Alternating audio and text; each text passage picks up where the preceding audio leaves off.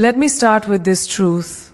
Your life does not rise to the level of your talent. It rises to the level of your voice. Right now, there are ideas trapped inside you, dreams sitting in silence, opportunities passing by because your mouth hasn't been trained to carry the weight of who you really are. Confidence is not something you wait for. It is something you build. One word at a time. I'm going to give you 6 truths, not theory, not motivation that fades tomorrow. This is transformation. If you're willing to apply it, confidence is not something etched into your DNA at birth. It is not reserved for the loud, the charismatic, or the ones who seemed fearless from childhood. Confidence is built the same way strength is built, through intentional, uncomfortable repetition. Every confident speaker you admire once stumbled over words, doubted themselves, and felt the same tightness in their chest that you feel now. The difference is not who they are. The difference is what they chose to practice. When you label confidence as a personality trait, you give yourself permission to quit before you start. But when you understand it as a skill, everything changes. Skills can be trained. Skills can be refined. Skills respond to effort. The moment you accept this truth, you take back power that fear has been borrowing from you for too long. Most people confuse confidence with comfort. They think confident people feel calm, relaxed, and ready before they speak. That's a lie. Confidence is not the absence of fear. It's the ability to act despite it. Skills are developed in tension, not ease. Athletes don't grow in comfort zones. Musicians don't master instruments by avoiding difficult pieces. Speakers don't become confident by staying silent. Your voice strengthens when you put it under pressure. Every shaky sentence you finish instead of abandoning halfway is training. Every time you speak when your heart is racing, you are wiring courage into your nervous system. Confidence doesn't arrive before action. It is the reward for action repeated consistently. When you say, "That's just not who I am," what you're really saying is, "I haven't practiced enough yet, and that's okay." But don't confuse lack of practice with lack of potential. Nobody walks into a gym expecting to lift heavy on day 1. Yet people expect themselves to speak powerfully without training their voice, their clarity, or their delivery. That expectation is unfair and unrealistic. Confidence grows in stages. First, you speak awkwardly. Then you speak clearly. Then you speak boldly. Each stage is necessary. Skipping stages doesn't make you confident, it makes you silent. And silence is not safety, it's stagnation. A skill grows when it's used consistently, not occasionally. Speaking confidently is no different. You don't wait for big moments to practice. You train in small ones. You speak up in meetings. You articulate your thoughts instead of letting others interrupt you. You explain ideas fully instead of cutting yourself short. These moments seem small, but they compound. Every repetition tells your brain, "I can handle this." Over time, your body stops treating speaking as a threat and starts treating it as normal. That's when confidence begins to feel natural. Not because it always was, but because you earned it through repetition. Many people believe confidence should feel good immediately. But skills often feel uncomfortable before they feel empowering. When you're learning to speak with authority, there will be moments where your voice sounds unfamiliar, where you hear yourself and think, "Who do I think I am?" That discomfort is growth announcing itself. You are stepping into a version of yourself your nervous system hasn't met yet. Stay there, don't retreat. The more time you spend in that space, the more familiar it becomes. What once felt forced becomes fluid. What once felt scary becomes standard. That's how skills evolve. through patience, persistence, and tolerance for discomfort. Here's the truth most people never hear. Confidence is not about sounding perfect. It's about being willing to be seen while imperfect. When you wait to speak until you're flawless, you'll wait forever. Confident speakers allow themselves to be human. They trust that clarity beats perfection and conviction beats polish. They understand that skill is built in real time, not in imagination. Every sentence you speak is either strengthening your voice or weakening it. Silence is not neutral, it's a decision. And every decision shapes who you become. So choose to practice, choose to speak, choose to train your mouth the same way you'd train any skill that matters to you. Confidence is not who you are, it is what you repeatedly do. Train your voice long enough, and one day you'll realize you're no longer trying to sound confident. You simply are. Most people believe confidence is something that magically appears when the audience is big enough, the moment is important enough, or the pressure forces it out of them. That belief is exactly why they freeze when the spotlight hits. Confidence does not rise under pressure if it has not been built in privacy. What you practice in private determines how you perform in public. The strongest voices are forged away from applause, away from validation, away from eyes watching. They are shaped in quiet rooms, in cars, in empty spaces where there is no reward except growth. If you wait for people to listen before you learn how to speak, you've already lost control of your voice. Training your mouth in private is not about pretending you're on a stage. It's about mastering clarity when no one is there to rescue you. Speak your thoughts out loud exactly as you want them to sound. Complete sentences. Strong endings, no trailing off. Your mouth must learn how to carry ideas with intention. When thoughts stay in your head, they remain unorganized and weak. When they come out of your mouth, they are forced to take shape. Speaking out loud turns confusion into structure. It sharpens your thinking and strengthens your delivery at the same time. This is where confidence begins, not in performance but in preparation. Many people underestimate how much their mouth needs training. You train your body, your mind, your skills, but you leave your voice to chance. Your mouth is a muscle system. It learns rhythm, it learns tone, it learns authority, and it only learns through repetition. Talk through your ideas while walking, explain concepts as if someone is listening, even when no one is. Practice speaking without filler words. Practice holding eye contact with yourself in the mirror while finishing a thought without shrinking. These moments may feel awkward, but awkwardness is the entry price to mastery. The private reps you do now will protect you when pressure shows up later. Confidence in public is simply familiarity in disguise. When you've already heard yourself say the words 100 times, fear loses its grip. Your body doesn't panic because it recognizes the situation. You're not improvising, you're executing. People who appear naturally confident are rarely natural at all. They are familiar with their voice, familiar with their message, familiar with the feeling of speaking clearly and standing by their words. That familiarity is built when no one is watching. The world sees the result, not the repetition that it possible. There is a deeper level to private training that most people avoid: honesty. When you speak alone, you hear the truth in your voice. You hear hesitation, you hear doubt, you hear uncertainty, and instead of hiding from it, you confront it. You adjust your tone, you strengthen your delivery, you repeat the sentence until it sounds like you mean it.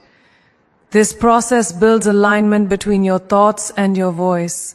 When your mouth and your mind are in sync, confidence follows naturally.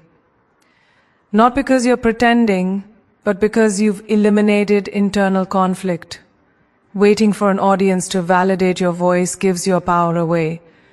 Training in private gives it back to you. It allows you to walk into any room already grounded, already prepared, already confident in your ability to communicate. You don't need permission to speak when you've done the work. You don't need approval when you trust your preparation. The audience can feel it when a speaker has trained in silence. There's a calm authority in their tone, a steadiness that doesn't ask for attention, it commands it. The world only hears what you've already practiced. Train your mouth in private with discipline and intention, and when the moment comes, confidence won't be something you chase. It will be something you arrive with. Most people speak fast because they are afraid of silence. They rush their words as if the quiet might expose them, as if a pause means weakness. But the truth is the opposite. Silence is not the enemy of confidence. It is its evidence. When you slow down, you signal to the world that you are not nervous, not unsure, not scrambling for approval. You are grounded. You are in control. Speed comes from anxiety. Control comes from certainty. The moment you understand this, your entire relationship with speaking changes. You stop trying to get words out quickly and start allowing them to land with weight. Slowing down is not about speaking softly or sounding bored. It is about intentionality. Every word you say should have a purpose, and purpose needs space to breathe. When you rush, your message blurs. When you slow down, clarity sharpens. People don't trust speakers who overwhelm them, they trust speakers who guide them. A steady pace tells the listener, you don't need to rush, I know where we're going. That sense of direction creates authority. It makes people feel safe in your voice, and safety opens the door to influence. Your body responds to your pace before your mind does. Fast speech keeps your nervous system in a state of urgency. Slow speech sends a different signal. It tells your body that there is no threat. Your breathing deepens. Your posture straightens. Your voice drops into a more grounded tone.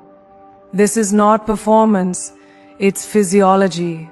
When you slow down, your body aligns with confidence. You don't have to force authority when your system is calm. It shows up naturally, carried in your tone, your rhythm, and your presence. Slowing down also gives you power over attention. In a world where everyone is rushing to be heard, the person who pauses becomes magnetic.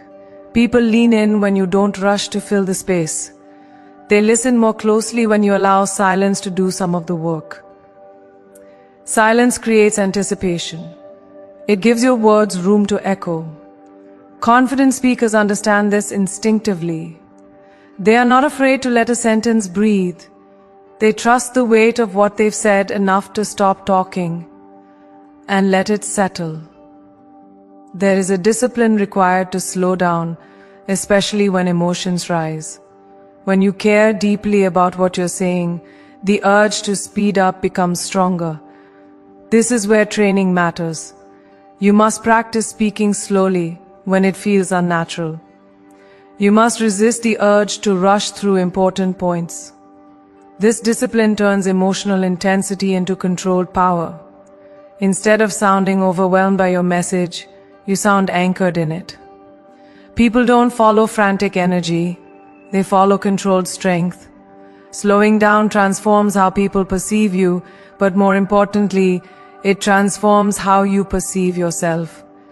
When you hear your own voice, steady and deliberate, your confidence deepens. You begin to trust yourself more. You stop second-guessing every sentence. You realize you don't need to prove anything, you only need to communicate clearly. That realization is freeing. It shifts speaking from a performance into an expression. And when expression replaces performance, confidence becomes sustainable. Slow down and you will discover that power has always been waiting for you in the space between your words. Control the pace and you control the room. Most people don't lose authority because of what they say, they lose it because of how they say it. Words without belief collapse under their own weight. The moment your voice sounds unsure, the message weakens no matter how intelligent or valuable it is. Confidence is transmitted before it is understood. People feel conviction before they analyze logic. If your tone hesitates, if your sentences trail off, if your delivery sounds like you're asking for approval, the listener subconsciously decides not to trust you. This is why belief is not optional. Your words must arrive already convinced, or they will never convince anyone else. The end of your sentence is where authority lives or dies. That final moment, when your voice either lands firmly or fades away, tells people everything they need to know about how much you believe yourself. When sentences end weakly, they signal doubt. When they end clearly, they signal certainty. This isn't about being loud or aggressive, it's about being decisive. Confident speakers finish their thoughts. They don't apologize with their tone.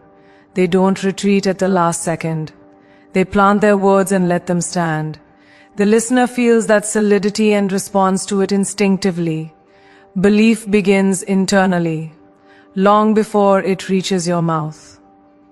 If you are unsure about your right to speak, your voice will betray you. That's why confidence is not about pretending, it's about alignment. You must believe that what you're saying has value. Not that it's perfect, not that everyone will agree, but that it is worth being heard. When you speak from that place, your delivery changes automatically. Your voice steadies, your words slow down, your tone deepens. Conviction is not forced, it is revealed when internal resistance disappears. Many people soften their speech because they are afraid of being judged. They add qualifiers, they shrink their statements, they turn declarations into suggestions. This habit slowly trains your mouth to sound uncertain even when you're right. Confidence requires unlearning that reflex. It requires allowing your words to stand without padding, saying what you mean and meaning what you say.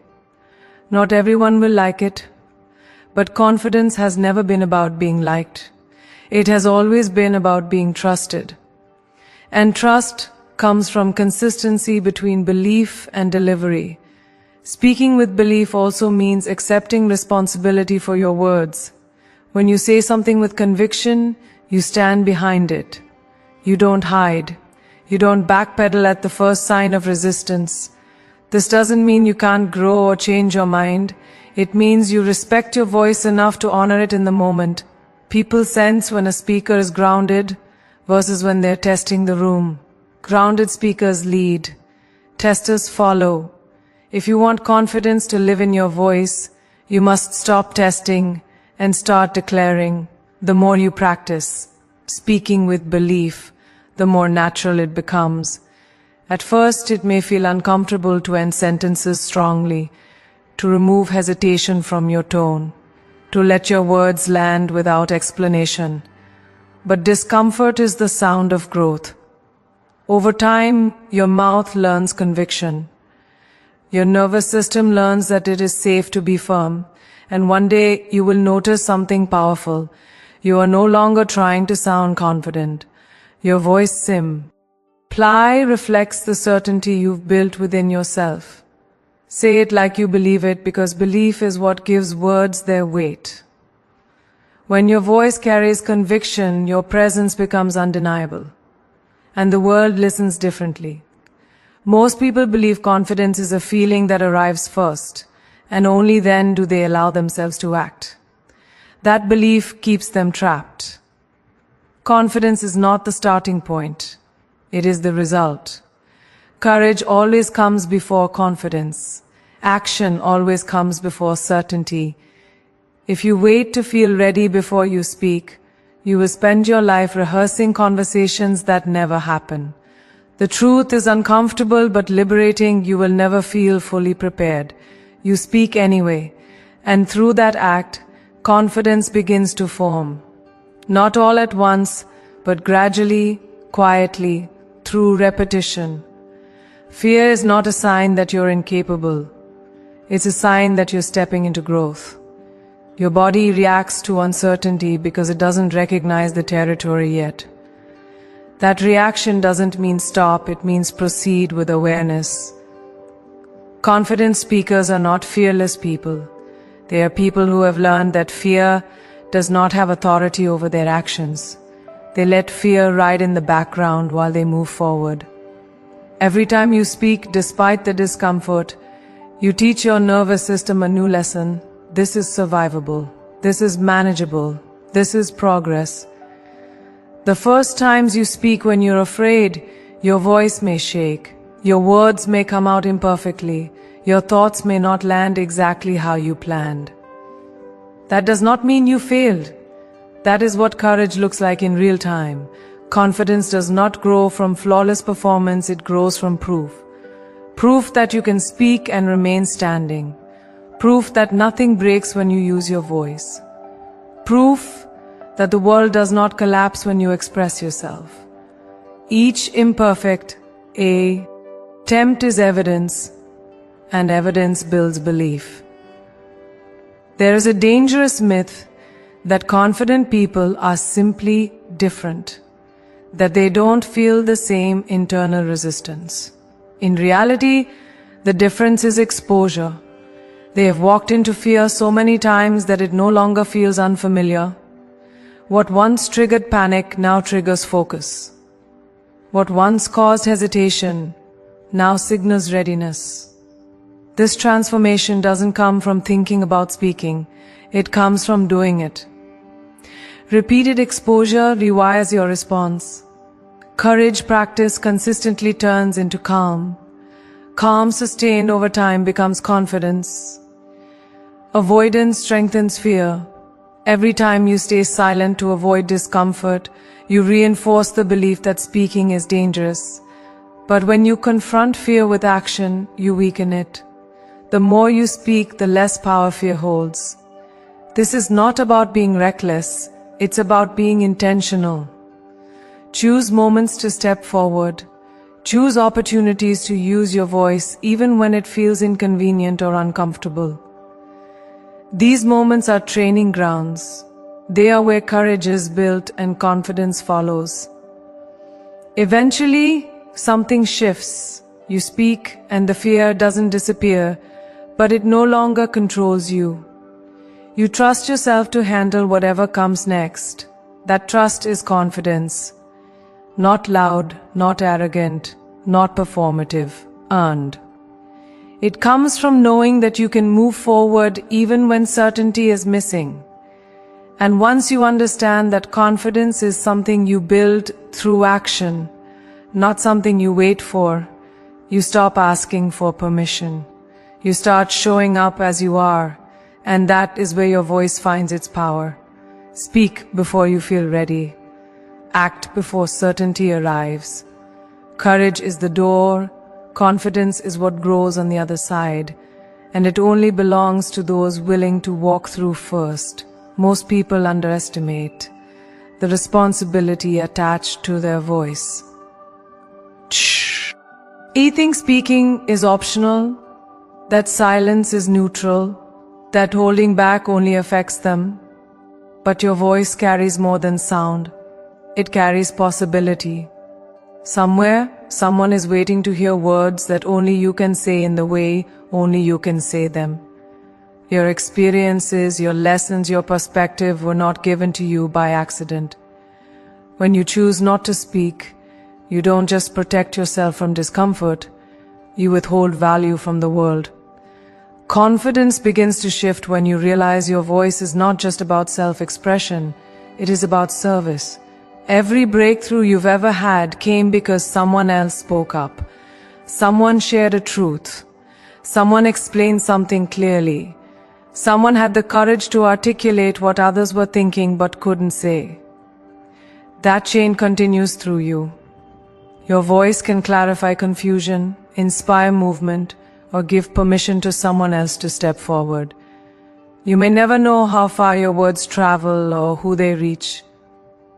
But impact is not measured by visibility, it is measured by influence. And influence begins the moment you decide that your voice matters beyond your own fear. Many people believe they need to be fully healed, fully successful, or fully confident before they are allowed to speak. That belief delays impact indefinitely. Growth does not disqualify you from speaking, it qualifies you. The lessons you are learning in real time carry power because they are real. When you speak from experience rather than perfection, your words resonate deeper. People don't connect with flawless voices, they connect with honest ones. Confidence grows when you stop trying to impress and start trying to contribute. Contribution shifts the focus outward, and fear loses its grip when it's no longer the center of attention. There is also a deeper truth. Your voice has the power to shift environments. Words shape culture. Tone sets emotional temperature. A confident voice can steady a room, bring clarity to chaos, or challenge stagnation. When you speak with intention, you don't just participate, you influence direction. That influence begins with belief in the value of your perspective. You don't need to dominate conversations to make an impact. You need to speak when it matters. One clear, grounded statement can change the course of a moment, and moments shape outcomes. Confidence in speaking becomes sustainable when it is anchored in purpose. When you know why you are speaking, fear becomes secondary. You are no longer performing for approval. You are communicating for impact. Purpose gives your voice endurance. It allows you to speak even when recognition is absent, even when feedback is slow, even when results are not immediate. This is the level where confidence stops fluctuating with mood or circumstance. It becomes rooted in meaning, not emotion. Over time, you begin to understand that your voice is not a liability. It is an instrument. The more you use it with intention, the more refined it becomes. You learn when to speak, how to speak, and why your words matter. Confidence stops being something you chase and becomes something you embody. Not because you are fearless, but because you are committed to impact. And when impact becomes the priority, silence is no longer an option. Your voice is not just yours. It is someone else's clarity, courage, and breakthrough. Speak with purpose and your confidence will grow stronger than fear ever could. Most people think confidence is something you turn on when you need it, like a switch you flip in big moments. That mindset keeps confidence fragile. Real confidence is not an event, it is an identity, and identity is built through consistency. What you do occasionally does not define you. What you do daily does.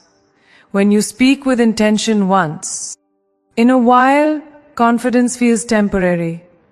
When you speak with intention every day, confidence becomes who you are. Your mouth, your mind, and your presence align through repetition until confidence is no longer something you try to access. It's something you operate from. Consistency is where most people fall short because it's not glamorous. There is no applause for practicing your voice alone. No recognition for choosing clarity in small conversations. No reward for speaking up when it would be easier to stay quiet. But this is where transformation happens. Every consistent action sends a signal to your identity, this is who I am becoming. When you repeatedly choose to speak clearly, to finish your thoughts, to stand by your words, your brain updates its self-image. You stop seeing yourself as someone who hopes to be confident and start seeing yourself as someone who speaks with authority. Your environment will try to pull you back into old patterns. There will be people who are comfortable with the quieter version of you. situations that reward silence, moments where shrinking feels safer than standing out. This is where consistency becomes non-negotiable. Confidence cannot be situational if you want it to be sustainable. You don't speak boldly only when it's convenient. You speak consistently because it aligns with who you are becoming. Identity-level confidence does not negotiate with comfort. It operates from standards. Standards are the invisible force behind confident behavior. When your standard is clarity, you don't mumble. When your standard is conviction, you don't trail off. When your standard is self-respect, you don't minimize your voice to make others comfortable.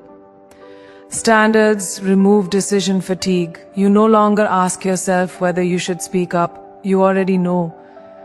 This is powerful because hesitation drains energy. Standards create certainty. And certainty fuels confidence. Not emotional confidence, but grounded confidence rooted in self-trust. Consistency also builds resilience. When confidence is tied to mood, it disappears under pressure. When it's tied to identity, it holds steady. You will still have off days. You will still feel nervous at times. But those moments no longer define your behavior. You speak anyway because that's what you do. This is the difference between people who sound confident occasionally and people who are consistently